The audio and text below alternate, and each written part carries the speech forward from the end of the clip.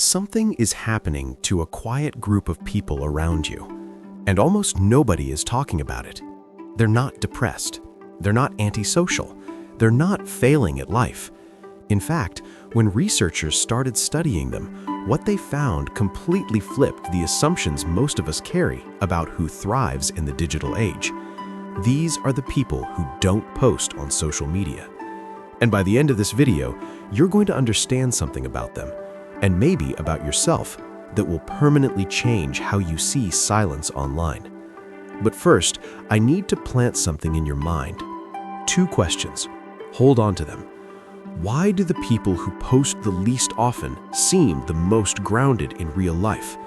And what does it actually cost you psychologically every time you share something online? We'll get to both, but not yet. Let's start with what's obvious. We live inside a culture that has made visibility a virtue.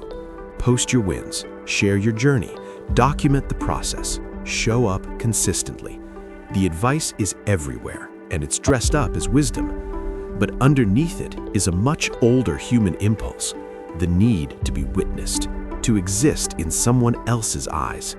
Social media didn't create that need, it just monetized it.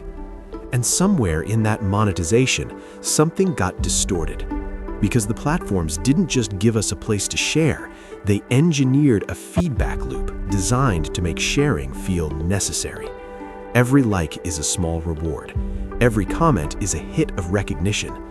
Over time, your brain begins to treat validation like oxygen. You don't just want it, you start to feel like you need it. So when someone steps outside that system entirely, when someone refuses to post, refuses to perform, refuses to participate in the loop, the natural assumption is that something is wrong with them. But that assumption is exactly backwards. Psychologists studying digital behavior have identified a consistent pattern.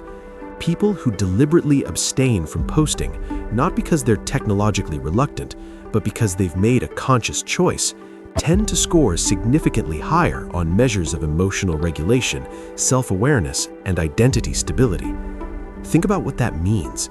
The people we might write off as antisocial or withdrawn are, in many cases, operating from a more secure psychological foundation than those who post daily. They don't need the mirror of public opinion to know who they are. And in a world that's designed to make you constantly doubt yourself so you'll keep scrolling, that's not just a personality trait, that's a superpower. Now here's a question I want you to sit with. When was the last time you did something meaningful and didn't feel even a flicker of an urge to share it? Not judging, just noticing. But let's go deeper, because this isn't just about confidence or introversion. There's a much more specific psychological mechanism at work, and understanding it will reframe everything. It's called the mum effect, the tendency to keep quiet about things that feel too significant, too personal, or too vulnerable to expose to mass interpretation.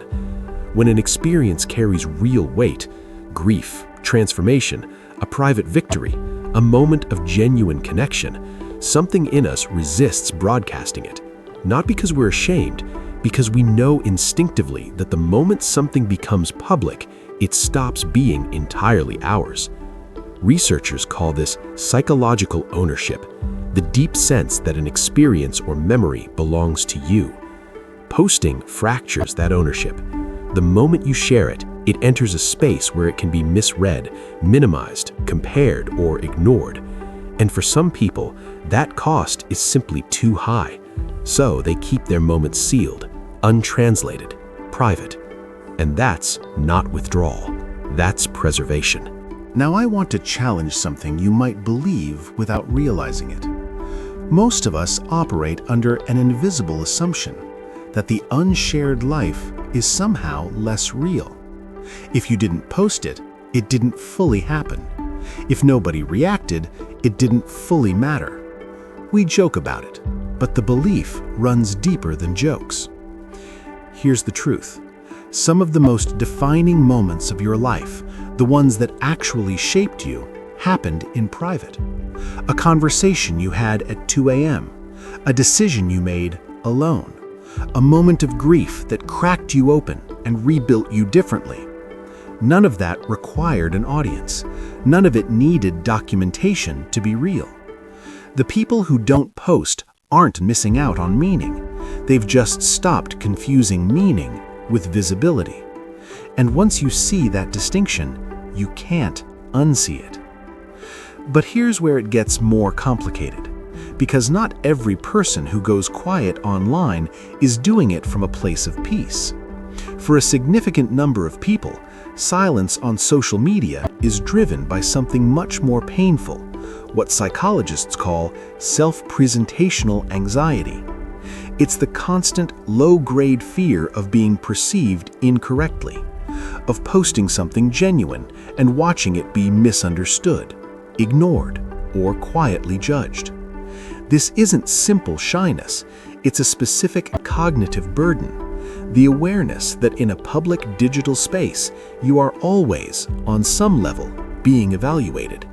And for people who feel things deeply, who think in nuance, who know that a single post cannot contain the complexity of who they are, that evaluation feels like a trap. So they opt out, not because they have nothing to say, often because they have too much, and none of it fits cleanly into a format designed for quick consumption. The quietest profiles are sometimes the most layered human beings. They're not absent, they're overflowing in places you can't see. Now let's come back to the second question from the beginning. What does it actually cost you psychologically every time you share something online? Research shows that repeated sharing on social media gradually shifts something called your narrative identity, the internal story you carry about who you are. When that story is constantly being edited for public approval, optimized for engagement, and filtered through the lens of what gets positive responses, it begins to drift away from your actual experience.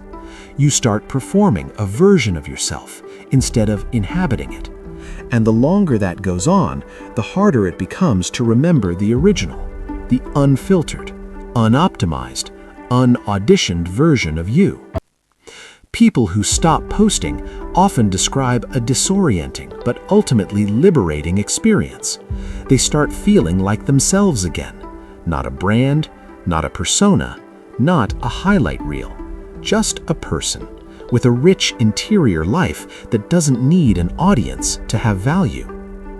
There's also something happening socially when you stop updating your life publicly.